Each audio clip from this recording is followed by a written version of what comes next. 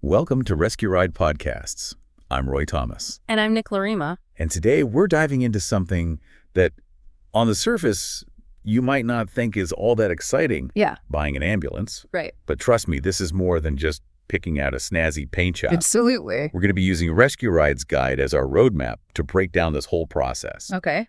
Focusing specifically on patient handling equipment. You know, it's funny you say snazzy paint job. I was just reading that back injuries account for a whopping 65% of workers' compensation claims in EMS. Wow. Which should make anyone think twice about what's inside the ambulance, not just how it looks on the outside. That's a staggering statistic. Yeah. You're right. It really makes you realize we're not just talking about efficiency here. Right. We're talking about the long-term health and safety of EMS professionals. Absolutely. So where does Rescue Ride suggest we begin when we're thinking about this? Well, the guide kicks off with identify your needs. Okay. And it's more nuanced than you might think. Yeah. You know, it's not just about the size of the ambulance, but really digging into your operational environment.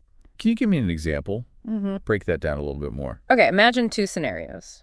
You have a team responding to high call volume in a bustling city center, weaving through traffic-tight spaces. Right. Their needs are going to be vastly different from a rural EMS team covering vast distances with maybe one call every few hours. That makes sense. Yeah. Different environments, different demands on the vehicle and the equipment. Exactly.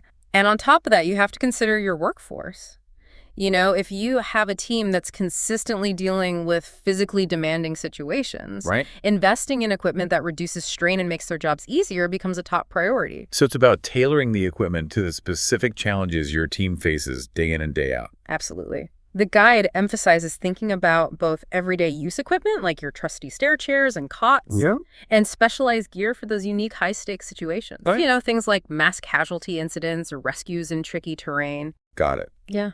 So we've nailed down our needs. We know what kind of environment we're working in. Right. What's next on Rescue Ride's checklist? Well, they really challenge us to think beyond the everyday stretcher. Okay. And I have to admit, I fell for a common misconception here. Oh, really?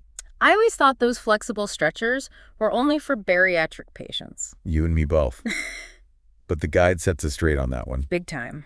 Turns out those flexible stretchers offer some major safety advantages. Yeah. Not just for patients, but for EMS personnel, too. Okay. They can dramatically reduce those spinal compression forces Right. that lead to so many back injuries. I read a horrifying statistic in the guide. Oh, yeah. Using a bed sheet to move a patient can put over 800 kilograms of force on the spine. It's terrifying. That's like trying to lift a small car. It is. And that's why the guide emphasizes specialized transfer devices, Okay. especially for lateral transfers. I mean, we're talking about protecting people's spine. Absolutely. It's about working smarter, not harder. And speaking of working smarter, the guide talks about vertical lifting and the importance of sticking to those manufacturer guidelines, particularly with powered cots. You know, sometimes the simplest things can trip you up. Right. The guide highlighted the difference between load height and transport height, which I had honestly never considered before. Break that down for me because I'm sure our listeners are wondering the same thing. So load height is when the cot is fully raised, Okay. making it easier to get the patient in or out, Right. but keeping it at that height during transport, Yeah. big no-no. No. The guide says that's a recipe for tipped cots and serious accidents. Got it. So transport height is basically lowering the cot for a smoother, safer ride. You got it. It's such a simple adjustment, but it can make all the difference. Yeah. And the guide reminds us that even with manual cots, you've got to do that two-stage lift. Okay. Lift halfway, move to the ambulance, then raise the rest away. That's such a good point. We often get so focused on the high-tech equipment, we forget the basics. Right. And speaking of basics, the guide dives into something we all know but don't always love, cleaning and disinfection. Oh, it's not the most glamorous part of the job. No. But boy, is it important, especially these days. No kidding. And the guide stresses thinking beyond just wiping things down. You know, Yeah. you've got to consider how easy a piece of equipment is to clean, Right. how long disinfection takes, and whether it can stand up to those harsh decontamination procedures. It's like buying a new couch. Yeah, You don't just want to know if it looks good. You want to know if it's stain resistant too. exactly. So we've covered identifying needs, thinking about stretcher choices, Mm-hmm. the ins and outs of lifting, Yeah, and the not so fun cleaning routine. right. What else does Rescue Ride want us to consider? Well, they bring up a topic that often gets swept under the rug: Okay. maintenance and service programs. I have to admit I'm guilty of overlooking this sometimes. It's understandable. But think of it this way. You wouldn't buy a fancy new car and then never change the oil, right? True.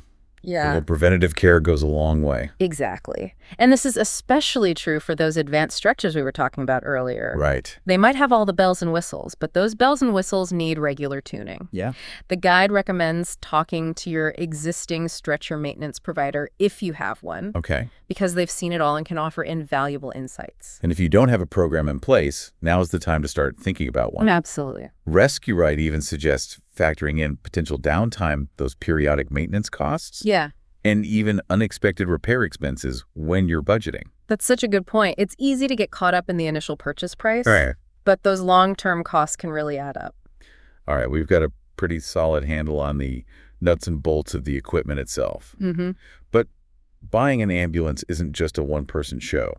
Right. What does Rescue Ride have to say about getting the whole team on board? They hit the nail on the head with get provider buy-in, Yeah. and they offer some really practical advice. First off, don't just spring new equipment on your team. Right. Take advantage of those manufacturer loaner programs Oh, yeah. and get some boots on the ground feedback. It's like a test drive for ambulance equipment. Let your team kick the tires, so to speak. Exactly. And make sure you're not just getting anecdotal feedback. Right. The guide suggests documenting those evaluations and even using questionnaires for crew members to rate the equipment. It's all about gathering data to make informed decisions. Absolutely. Plus, when you involve your team in the process, you're setting yourself up for a smoother transition Yeah. and ultimately greater satisfaction with the new equipment. Couldn't agree more. Yeah. It's about fostering a sense of ownership and making sure everyone feels heard. Speaking of feeling heard, I'm curious to hear what Rescue Ride has to say about the actual implementation of new equipment. Yeah, They dedicate a whole section to that, right? they do, and it's packed with helpful tips. Well, we've covered a lot of ground already. Let's take a quick pause and then jump right back into Rescue Ride's implementation considerations when we return for part 2. Sounds good. Welcome back to our deep dive into the world of ambulance purchasing. I'm glad to be back. And let me tell you, this Rescue Ride guide is full of surprises. I know, right? I thought I had a decent grasp on this stuff, but it's amazing how much I'm learning. Yeah. So last we left off, we were about to tackle Rescue Ride's implementation considerations. Right. And I have a feeling this is where the rubber really meets the road. You got that right. This is where all that careful planning and equipment selection gets put into action. So that's the first thing on Rescue Ride's implementation checklist. They start off with a tip that could save you a bundle. Okay. Reach out to neighboring agencies. Oh, interesting. What do they mean by that? Well, think about it. If multiple agencies in your region are all looking to upgrade their equipment, Yeah. why not join forces? Okay. Rescue Ride points out that a group purchase can often secure a lower price per device. That's smart. It's like bulk buying at the supermarket, but for life-saving equipment. Exactly. It's a win-win for everyone involved. I like it. And speaking of saving money, Rescue Ride has a little reminder that sometimes gets overlooked. Okay. What's that? Don't forget to budget for accessories. Oh, man. Eh. I could see how that would happen. You're so focused on the big-ticket items, you Right. forget about all the little things. It's easy to do. Hmm. But those safety bars, ambulance mounts, straps, fasteners, they all add up. Yeah, you're right. Mhm. And speaking of things adding up, what about the ongoing costs of maintenance? Rescue Ride definitely doesn't let us off the hook there. They emphasize having a dedicated maintenance budget for batteries, parts, repairs, and upgrades. It makes sense. Yeah. You wouldn't buy a new computer and not expect to ever upgrade the software or replace a worn-out keyboard. Exactly. And the guide even reminds us to think about storage space for spare equipment. Oh, right. You don't want to be caught in a bind if something breaks down unexpectedly. So true. It's all about being prepared for the unexpected. But even with the best equipment in the world, it's useless if your team doesn't know how to use it properly. You took the words right out of my mouth. Yeah. Rescue Ride stresses the importance of comprehensive provider training Okay. on how to use those new devices safely and effectively. It's like getting a new phone. Yeah. You might be able to figure out the basics, Right. but to really unlock its full potential, you need to dive into the manual and explore all the features. I love that analogy. And speaking of unlocking potential, Rescue Ride has a really interesting point here. Okay. They recommend pairing new patient handling devices with a health and wellness program for EMS providers. Wait, really?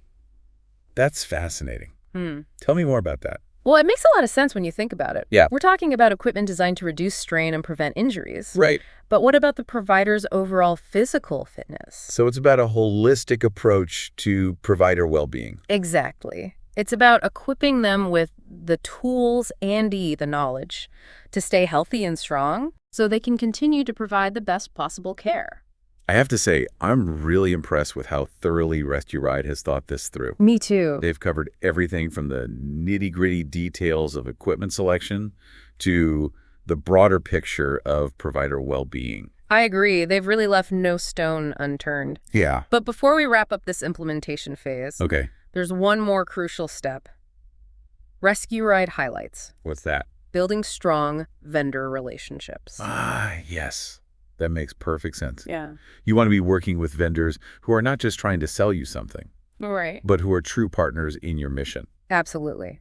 The guide suggests utilizing vendor websites, trade shows, and even those demo videos to gather information and get a feel for the company's culture and expertise. And speaking of gathering information, Rescue Ride provides a super helpful list of key questions to ask vendors during the purchasing process. That list is gold. It It covers everything from user specifications and safety standards to best practices, cleaning protocols, service programs, and even financing options. Wow, they really thought of everything. It's Yeah. like a cheat sheet for having a productive conversation with potential vendors. It really is. They even encourage getting answers in writing and sharing them with everyone involved in the purchasing process. Transparency is key.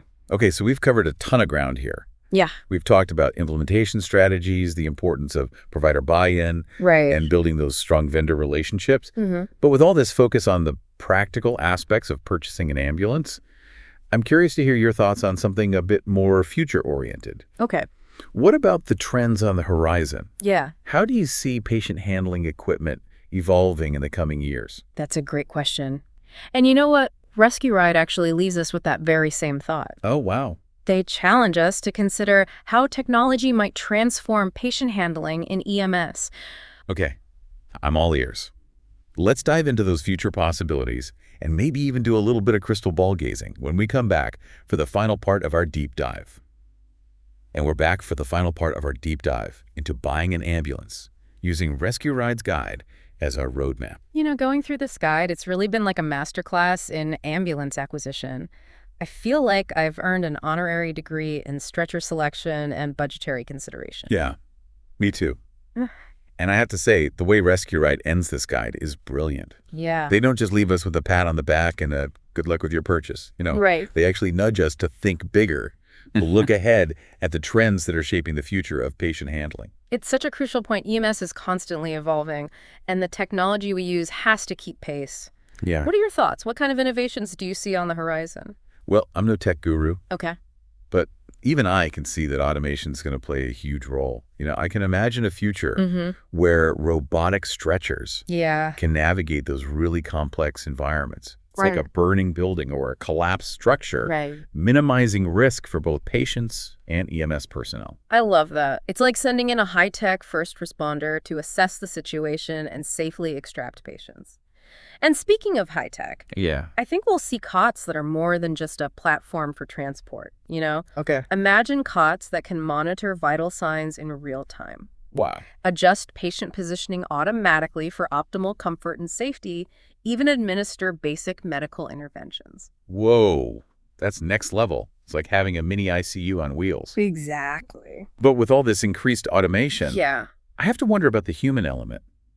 What happens to the hands-on care, the compassion, the intuition that EMS providers bring to the table? That's a really important point, and it's something we have to be mindful of as technology advances. Yeah. I think the key is to view automation not as a replacement for human care, but as an enhancement. Yeah.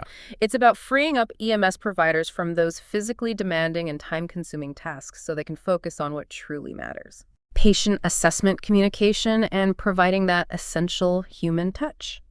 It's like the difference between a pilot manually flying a plane and relying on autopilot. Yeah. The autopilot can handle the routine stuff, Yeah. but you still need a skilled pilot at the helm to make those critical decisions and ensure a safe landing. Exactly.